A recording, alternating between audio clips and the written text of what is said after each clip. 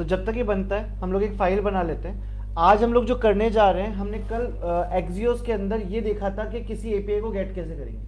आज देखने जा रहे हैं किसी एपीआई से डेटा पोस्ट कैसे करवाएंगे, डेटा इंसर्ट कैसे करवाएंगे। तो कंपोनेंट पे जाएंगे, एक नया कंपोनेंट बनाते हैं, पोस्ट फॉर्म डेटा .js बना लिया।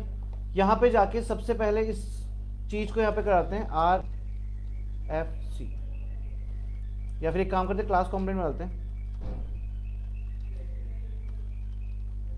RFC।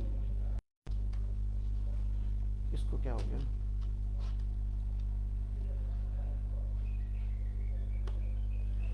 ठीक है, यहां से एक्सपोर्ट हटा देते हैं और हमने ऑलरेडी एक क्लास बना ली है। अब काम जो होता है पोस्ट एपीआई का वो किस तरीके से होगा कि आपको सबसे पहले एक फॉर्म बनाना पड़ेगा, उस फॉर्म के अंदर आप एक डेटा डालोगे और फिर वो डेटा किस पे जाएगा, एपीआई पे। सही। तो कल हमने जो एपीआई लोड किया था उसको वापस देख लेते हैं। हम यहाँ पे आएंगे और वेबसाइट खोलेंगे जेसन प्लेस होल्डर। इस वेब एपीआई के अंदर हम लोगों ने जो डमी एपीआई टेस्ट किया था वो पोस्ट वाला था। अगर आप पोस्ट का डेटा डालो, मैं आपके लिए जूम कर देता हूं, तो आप देखना यूजर आईडी ऑलमोस्ट सेम है, आपकी जो आईडी है वो ऑटो इंक्रीमेंट है, मतलब अपने आप जनरेट हो रही है। तो आप यहाँ पे 3 डेटा डाल सकते हो, यूजर आईडी, टाइटल और बॉडी। ये 3 डेटा हम जनरेट करने वाले हैं एक फॉर्म के थ्रू। सही।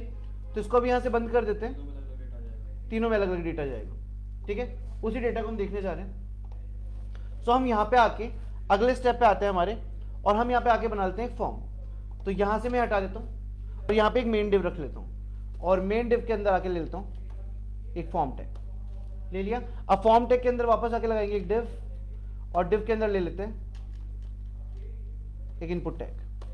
ठीक है, टाइप लगा देते हैं इसका टेक्स्ट, और इसको यहाँ पे क्लोज कर देते हैं। परफेक्ट। अब एक काम कर लेते हैं, हमारे जो एट्रीब्यूट का नाम है वो हम लिख लेते हैं नेम करके, और वहां पे जो आ रहा था वहां आ रहा था यूजर कैपिटल आईडी, ये आ रहा था। अब हम यहां से इस डिव को कॉपी कर लेंगे और रेप्लिकेट कर देंगे 3 बार। इसको सेव करेंगे, हम जाएंगे app.js में और यहां पे जाके इसको इंक्लूड करवा लेंगे, रिफ्रेश करेंगे, कंपाइल हो गया। चेक करेंगे एक बार सर्वर, 3 डेटा हमारे पास आ रहे हैं यहाँ पे, यहाँ तो कोई दिक्कत नहीं है। चलो अब अगले चलते हैं स्टेप पे। नेक्स्ट स्टेप में क्या करेंगे, अब अगर हमने फॉर्म बना लिया तो इस फॉर्म के डेटा को मेंटेन करने के लिए सबसे पहली चीज क्या है, कंस्ट्रक्टर बनाओ और उसकी स्टैट सेट करो। ठीक है, तो हम आएंगे कहाँ पे, या रेंडर के बाहर, और रेंडर के बाहर आके शॉर्टकट यूज करेंगे हमारा rconst। बन गया। और जितने भी हमने वेरिएबल बनाए उनके पर्टिकुलरली सेम नाम से, जैसे हमने आईडी नाम से बना लिया, अगला जो हमारा आएगा वो किस नाम से, टाइटल नाम से, और नेक्स्ट जो हमारा आने वाला है उसका नाम है बॉडी। एंड सेम तीनों नाम जाके हम चेंज कर देंगे यहां पे, इसका नाम है टाइटल और इसका नाम है बॉडी। हमने स्टेट्स बना लिए। अब स्टेट बनाने के बाद क्या होगा, जो भी डेटा आप इसमें जाओगे, ये जो भी डेटा आप इनपुट में डालने वाले हो वो डेटा कहां जाना चाहिए, आपका जाना चाहिए स्टेट्स के अंदर। उस पर्टिकुलर काम को करने के लिए हम क्या यूज करते थे, सेट स्टेट। ठीक है, और एक और काम हमें करना पड़ेगा, हम यहाँ रेंडर के अंदर आते हैं और यहाँ पे आके हम बना लेते हैं कॉन्स्ट, और यहाँ पे वेरिएबल ले लेंगे हम किस किस नाम से, user ID, title and body. हम डीस्ट्रक्चर कर रहे हैं, और डीस्ट्रक्चर किसको करेंगे, स्टेट को। हो गया, यहां तक कोई इश्यू नहीं है। अब जो वैल्यू डीस्ट्रक्चर हुई है उन वैल्यू को कहां दिखाना पड़ेगा, यहां पे। तो हम आ जाते हैं यहाँ पे, वैल्यू एट्रीब्यूट लगा लेते हैं, और वैल्यू एट्रीब्यूट लगा के क्या डाल देते हैं, यूजर आईडी। अगले में लगाते हैं वैल्यू एट्रीब्यूट और डाल देते हैं टाइटल, ये वाला शायद टाइटल का ही है। एंड थर्ड वाला जो वैल्यू एट्रीब्यूट है वो किसका है, हमारा बॉडी का। परफेक्ट, तीनों डाल दिया। वापस समझा देता हूं, सबसे पहले 3 वेरिएबल बनाए, तीनों वेरिएबल को स्टेट से बाहर निकाल दिया, और तीनों वेरिएबल को किस में डाल दिया, हमारे इनपुट में डाल दिया। यहां तक काम सॉर्टेड है। अब इसके बाद क्या करना है, आपको हर एक इनपुट के लिए लगाना पड़ेगा एक ऑन चेंज हैंडलर, जो कि यहां पे लगते हैं। तो हम जाएंगे यहां पे लगाएंगे ऑन चेंज, और एक हैंडलर बना लेते हैं जिसका नाम हम ले लेते हैं दिस डॉट चेंज, कुछ भी नाम ले सकते हो। मैं ऑलमोस्ट टाइम चेंज हैंडलर लेता हूं क्योंकि रिएक्ट जेएस ने अपनी डॉक्यूमेंटेशन में वही नाम दिया है। आप जाओ तो रिएक्ट जेएस डॉक्यूमेंट चेक कर लेना, हैंडलर।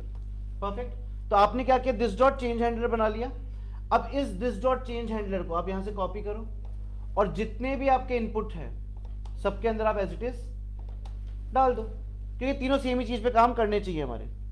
परफेक्ट है। अब क्या करना है, इस चेंज हैंडलर को हम क्या करेंगे, ऊपर फंक्शन के रूप में डिफाइन करेंगे। तो हम आते हैं यहां पे, रेंडर के पहले होता है, कंस्ट्रक्टर के बाद में होता है। यहां क्या बना लो, चेंज हैंडलर, और साथ में इक्वल टू लगा के इसको दे देंगे इवेंट, एरो लगा देंगे और एरो फंक्शन ऑन कर देंगे। यहां तक काम सॉर्टेड है। अब लगाएंगे दिस डॉट सेट स्टेट, और सेट स्टेट के अंदर आपको फंक्शन है, फंक्शन कॉल करना है, साथ में डेटा जो जाता है किस फॉर्मेट में जाता है, ऑब्जेक्ट फॉर्मेट में। अब यहां क्या करना है, आपको इन तीनों के नाम लेने, यूजर आईडी, टाइटल और बॉडी, और इन तीनों का डेटा चेंज करवाना है। बट हम एक सिंगल काम से भी डेटा चेंज कर सकते हैं। कैसे कर सकते हैं, हम यहां पे एक एरे बनाएंगे, बना लिया, और एरे में लिखेंगे E dot target dot name. हमने सीधा उठाई क्या लिया है, ये नाम उठा लिया हमने तीनों के इंडिविजुअली, और इस नाम में हमने असाइन करवा दिया यहां पे जाके E dot target dot value, कि जो भी नाम आ रहा है उसकी वैल्यू उठाओ, उसका नाम उठाओ और दोनों आपस में जोड़ दो। तो एक लाइन में काम हो गया, जिस काम को हम 2-3 लाइन में करते। यहां तक सॉर्टेड है। अब नेक्स्ट स्टेप पे चलते हैं, और जहां पे जाके हम लोग क्या करेंगे, हमने यूजर नेम दिया था, एक बार इसको सेव करके चेक कर लेते हैं। डिजाइन पे तो कुछ फर्क नहीं पड़ा है, डिजाइन ऑलमोस्ट सॉर्टेड है। साथ में एक और चीज ऑन कर लेंगे, इंस्पेक्ट करके कंसोल। यहां तक सबको सॉर्टेड चल रहा है।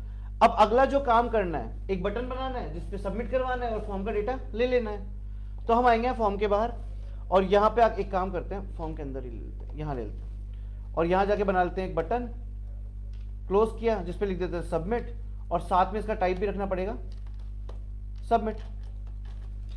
सॉर्टेड है। अब इस बटन के ऊपर क्या करना है, हमको लगाना है इसका सबमिट चेंजर। ठीक है, तो वो कैसे लगता है, हमको जाना पड़ेगा फॉर्म में, और क्या इवेंट था, ऑन सबमिट। ऑलरेडी इवेंट हम डिस्कस कर चुके हैं पहले, लगाया। इसके लिए बनाओ दिस डॉट, और जो भी आपको नाम रखना है मैं रख देता हूं सबमिट हैंडलर, बना दिया। अब इसी फंक्शन को कहां बनाना है, ऊपर।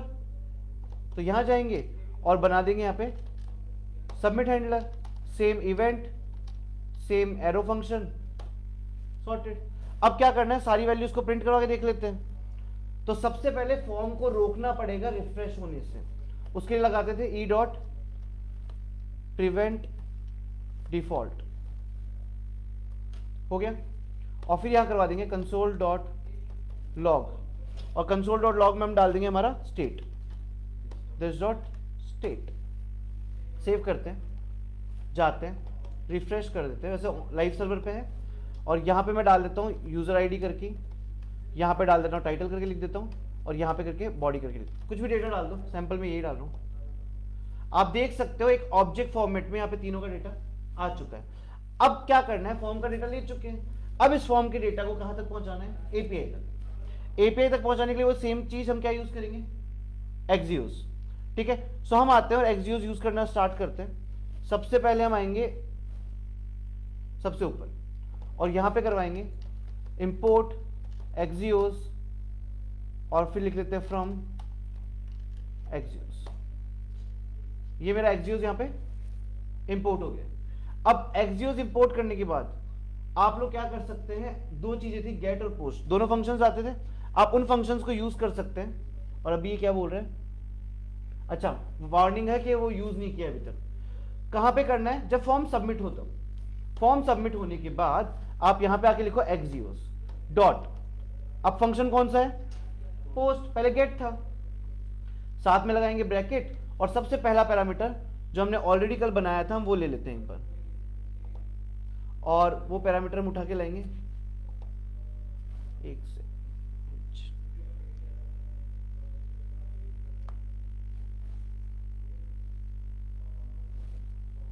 जेसन प्लेस होल्डर से ले लेते हैं, या फिर एक काम करते हैं कल वाले कोड से उठा लेते हैं हम लोग। इसको आते हैं, यहाँ पे हमारा कोड किस नाम से था, वो गेट माई पोस्ट, ये रहा, ये हमारे एपीआई का लिंक है, जाके इसको यहाँ डाल दिया। तो पहला डेटा क्या है, एपीआई लिंक। दूसरा डेटा क्या है, जब आप कॉमा लगाओगे तो आप देख सकते हो पहला यूआरएल था और दूसरा मांग रहा है डेटा इन एनी फॉर्मेट, किसी भी फॉर्मेट में चलेगा। तो सेकंड चीज में हम देते हैं इसको दिस डॉट स्टेट, दे दिया। अब इसके बाद क्या है, हो सकता है डेटा पहुंचे, हो सकता है डेटा ना पहुंचे, तो हम बना लेंगे दो स्टेजेस, पहला है देन और अगला है कैच। सही, देन के अंदर भी एक एरो फंक्शन जाता है और कैच के अंदर भी एक एरो फंक्शन जाता है। तो हम बना लेते हैं यहाँ पे वेरिएबल इस फॉर्मेट में, और यहां लगाते हैं एरो फंक्शन, और यहां पे करवाते हैं कंसोल डॉट लॉग और प्रिंट करवाते हैं रेस्पॉन्स को। सेम यहां पे जाएंगे और बना लेंगे एरर एरो फंक्शन, और यहां करवा लेंगे कंसोल डॉट लॉग एरर।